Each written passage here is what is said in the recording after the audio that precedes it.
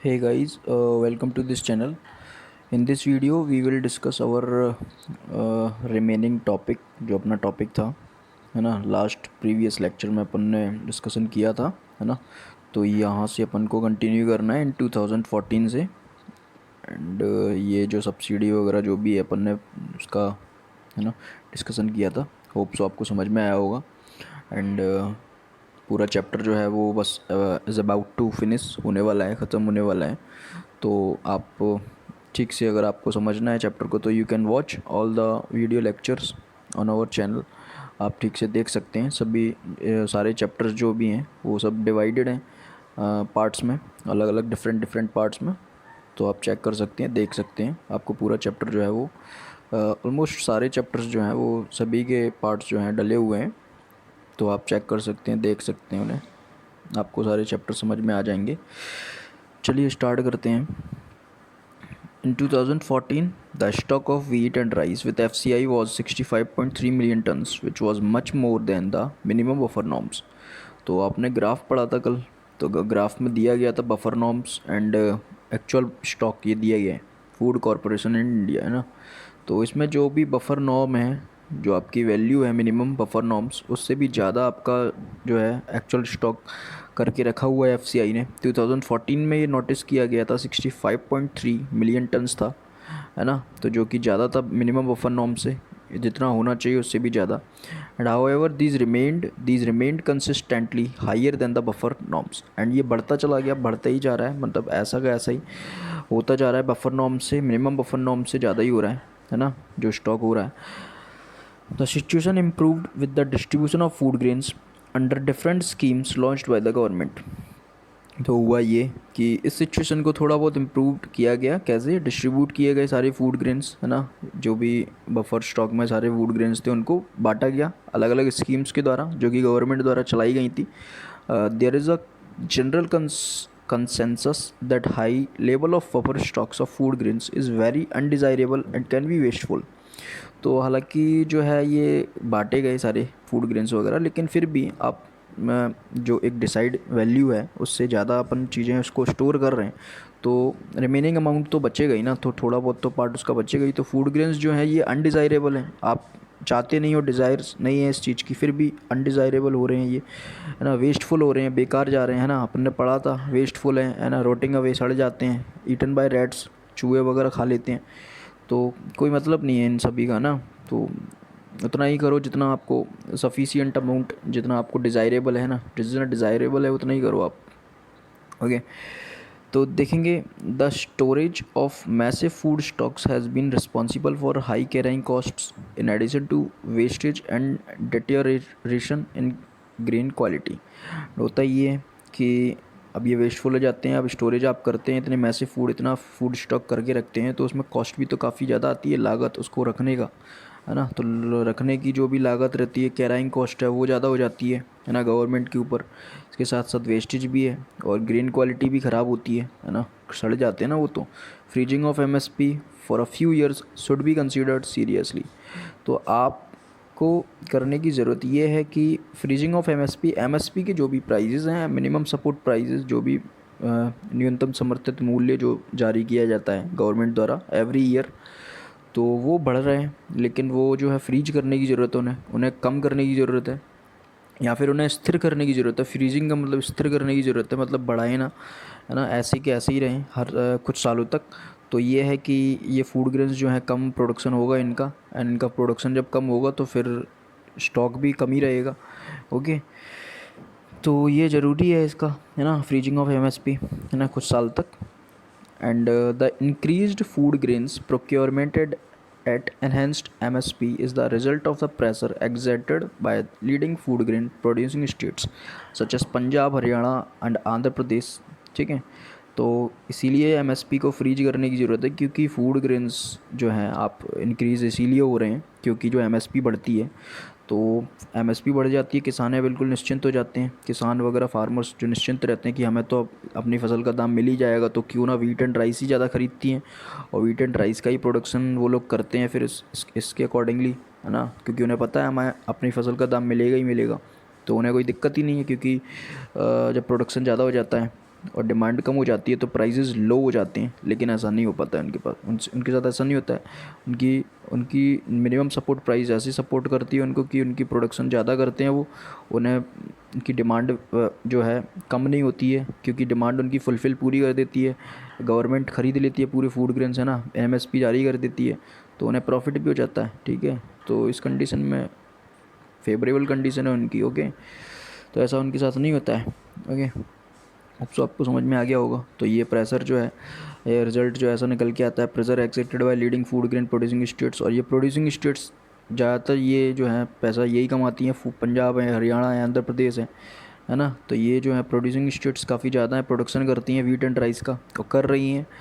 And more over इसके साथ साथ as a procurement is concentrated in a few prosperous regions, Punjab, Haryana, western Uttar Pradesh, Andhra Pradesh, and to a lesser extent in West Bengal, and mainly of two crops, wheat and rice.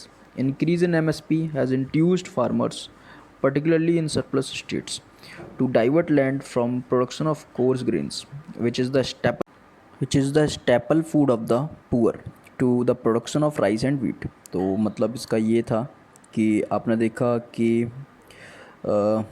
कुछ regions हैं ऐसे, आप देखेंगे prosperous regions हैं, है ना। तो जहाँ जैसे Punjab, Haryana, western Uttar Pradesh, Andhra Pradesh, and lesser extent in West Bengal, थोड़ा कुछ वेस्ट बंगाल का पार्ट है। तो वहाँ जो है ये सारी क्रॉप्स, टू क्रॉप्स मेनली उगाई जा रही हैं, वीट एंड राइस, इन्हीं की रिक्वायरमेंट होती है। ओके, तो इन्हीं की ज़्यादा डिमांड है। इंक्रीज़ इन एमएसपी, इनकी एमएसपीज़ जो है बढ़ जाती हैं, जो इससे जो है फार्मर्स को जो है उनको बढ़ावा मिलता है ना। तो वो जो है surplus amount of food grains production कर रहे हैं इस चीज़ का, है ना, सरप्लस प्रोडक्शन कर रहे हैं, बहुत ज़्यादा अमाउंट ऑफ प्रोडक्शन कर रहे हैं। और उन्होंने क्या कर दिया है, लैंड को जो है डाइवर्ट कर दिया इन्होंने, अलग फूड ग्रेन्स, मतलब डाइवर्ट हो गए ये लोग, है ना। कोर्स ग्रेन्स तो उगाते ही नहीं है, मोटे अनाज जो भी उगाते हैं ना, तो मल्टीपल क्रॉपिंग्स वगैरह सिस्टम वगैरह चलता है ऐसा सब कुछ, जिससे सॉइल की फर्टिलिटी डाउन नहीं होती है, सॉइल फर्टाइल रहती है, आपकी मिट्टी उपजाऊ रहती है, बहुत अच्छा रहता है ना। मल्टीपल क्रॉपिंग सिस्टम अपन ने पढ़ लिया है इन द फर्स्ट चैप्टर।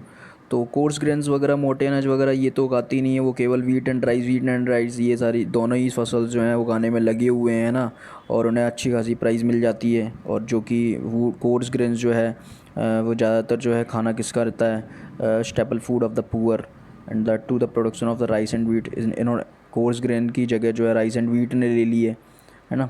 तो और इससे एक और नुकसान ये, the intensive utilisation of water in the cultivation of rice has also led to the environmental degradation and fall in the water level, threatening the sustainability of the agricultural development in these states.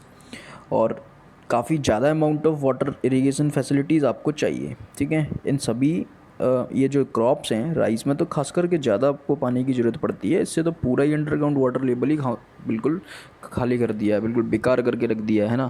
तो ये काफ़ी गलत बात है ना। तो ये इससे जो है काफ़ी नुकसान भी हैं, ठीक है। हाँ, तो इससे पर्यावरण का भी नुकसान होता है, ठीक है। तो आप समझ गए होंगे ओप्सो। देखेंगे the rising minimum support prices MSP have raised the maintenance cost of procuring food grains by the government। अब मिनिमम सपोर्ट प्राइस बढ़ाने के साथ साथ मेंटेनेंस कॉस्ट भी बढ़ रहा है। फूड ग्रेन्स जो है आप उसको ख़रीद लिया तो गवर्नमेंट उसको प्रोक्योर करके रखेगी, तो फिर उसका मेंटेनेंस चाहिए, तो उसके लिए जो है वो भी बढ़ रहा है।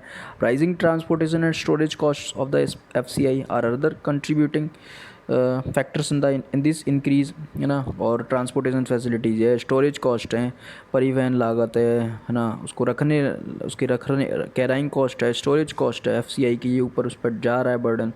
तो इससे भी जो है काफ़ी ज़्यादा मात्रा में आपको नुकसान हो रहा है। ओके, तो देखेंगे in the next page, as per the NSSO report number 558 in rural India the. अब आप इस रिपोर्ट के अनुसार आप according to this report NSSO, तो ये रिपोर्ट जो जारी करती है ना एग्रीकल्चर के लिए, for the agriculture and in rural India, ग्रामीण क्षेत्र की बात करें तो the per person per month has declined from 6.38 kg in 2004-05 to 5.98 kg in 2011-12। तो इतनी लागत कम हो गई है, 6.38 kg जो थी 2004-05 में, जो कि 5.98 kg हो गई है। एक पर्सन, है ना, एक महीने में इतना जो है किलो गेहूँ खा लेता था, जो कि डिक्लाइंड हो गया है, 5.98 kg हो गया है। एंड अर्बन इंडिया में बात करें शहरी क्षेत्र में the per person per month consumption of rice, और राइस की बात करें, अभी तो गेहूँ की बात, सॉरी अभी गेहूँ की बात थी, अभी राइस की बात करें तो कंजप्शन ऑफ राइस भी डिक्लाइंड हुआ है। 4.71 kg था 2004-5 में, 4.19 kg बचा हुआ है, मतलब कम हुआ है। 11-12 में इतना हो गया है। Per capita consumption of PDS rice has doubled in rural India and increased by 66% in urban India since 2004 and 5। लेकिन अगर पीडीएस राइस की बात करें, ठीक है, तो जो पीडीएस पर राइस मिलते हैं उनकी संख्या जो है डबल हो गई है, रूरल इंडिया में डबल्ड हो गई है, और 66% जो है अर्बन इंडिया में बढ़ा है ना। 66% से इंडिया में बढ़ा है ना। तो और रूरल इंडिया में ग्रामीण क्षेत्रों में जो है वो तो फिर डबल ही हो गई है उसका कंजप्शन लेवल, है ना, प्रति व्यक्ति। ओके, और द पर capital consumption of PDS wheat has doubled since 2004-5 in both rural and urban India. और अगर वीट की बात करें, पीडीएस वीट जो होते हैं, पब्लिक डिस्ट्रीब्यूशन सिस्टम के वीट जो होते हैं, वो डबल्ड हो गए हैं, है ना, और रूरल और अर्बन इंडिया में दोनों में, है ना। और राइस की अगर बात करेंगे तो दिया गया है, रूरल इंडिया में डबल्ड हुआ है एंड अर्बन इंडिया में 66% बढ़ा हुआ है, ठीक है। तो देखेंगे PDS dealers are sometimes found resorting to malpractices like diverting the grains to open market to get better margin, selling poor quality grains at ration shops। तो एंड ये भी पढ़ लेते हैं, irregular opening of the shops etcetera. तो ये सारी कुछ गलतियाँ खामियाँ हैं। पीडीएस डीलर्स क्या करते हैं, है ना, विक्रेता, कि ऐसी उल्टी सीधी हरकतें करते हैं, माल प्रैक्टिसेस करते हैं, जैसे कि ग्रेन्स जो है उन्होंने डाइवर्ट कर दिए, ओपन मार्केट में बेच दिए, जाके अच्छा कुछ मुनाफा कमा लिया, है ना। वहाँ जो है पुअर क्वालिटी की ग्रेन्स रख दिए, और कंट्रोल पे जो भी बेच रहे हैं, है ना, राशन शॉप्स पर वहाँ पुअर क्वालिटी की ग्रेन्स बेच रहे हैं। और इरेगुलर ओपनिंग, कभी खोलते हैं कभी नहीं खोलते हैं, इससे आम जो इंसान जो है, प्रायोरिटी हाउस होल्ड है, वो परेशान होता है। It is common to find that ration shops regularly have unsold stocks of poor quality grains left, है ना। तो ये कॉमन हो गया है कि राशन शॉप्स पर जो है आप देखेंगे रेगुलरली ऐसे unsold stocks of poor quality grains मिलेंगे, बचते हैं केवल, है ना, जो कि सड़े गले रहते हैं, वैसे ही बेकार रहते हैं। These has proved to be a big problem when ration shops are unable to sell a massive stock of food grains piles up with the FCI।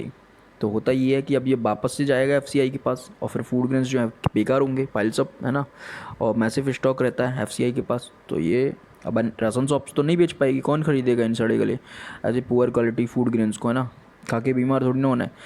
Then तो FCI के पास वापस जाते हैं फूड ग्रेन्स, है ना, तो स्टॉक काफ़ी ज़्यादा हो जाता है, मैसिव स्टॉक हो जाता है। अब देखेंगे in recent years there is another factor that has led to the decline of PDS. और एक अदर फैक्टर भी है, दूसरे फैक्टर्स भी आए हैं कि पीडीएस में डिक्लाइन हुआ है। क्या हुआ, earlier every family poor and non poor had a ration card with a fixed quota of items such as rice, wheat, sugar etcetera. होता ये था कि पहले जो थे, बहुत स्टार्टिंग में, शुरुआत में, poor and non poor families थी, सभी के पास राशन कार्ड थे, उनके पास एक फिक्स्ड कोटा होता था कि ये आइटम्स आपको मिलने हैं, यही आइटम्स आपको मिलने हैं, राइस, व्हीट, शुगर एक्सेट्रा, है ना। तो these were sold at the same low prices to every family. तो इनके दाम जो थे सभी फैमिलीज़ के लिए एक ही थे। The 3 types of cards and the range of prices that you see today didn't exist. जो आज आप देख रहे हैं, 3 टाइप्स के कार्ड देखते हैं, है ना, और अलग अलग प्राइजेस देखते हैं अकॉर्डिंग टू देयर कार्ड्स, तो वो नहीं थे पहले, है ना, सभी की प्राइजेस सेम होती थी।